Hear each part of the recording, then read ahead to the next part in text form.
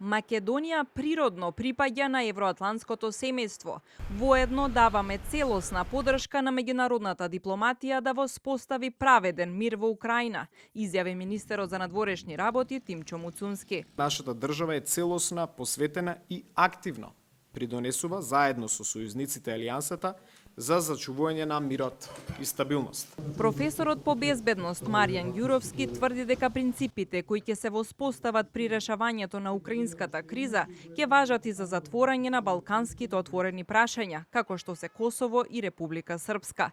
Додека пак од Бриселскиот центар за европски студии Вилфред Мартенс ја оценуваат средбата на Трамп и Зеленски во овалната соба како студен туш за ЕУ. Соединетите американски држави повеќе не сакаат да бидат сојузник на Европската унија.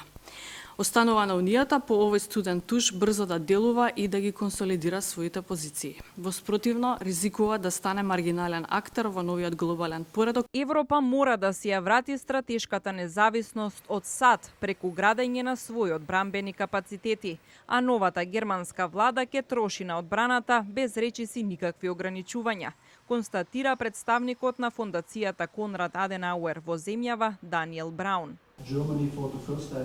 Германија првпат во историјата вели дека ќе направи се што може да се земе од буџетот за да се инвестира. Намалената доверба помеѓу САД и Европа може да и наштети на македонската економија.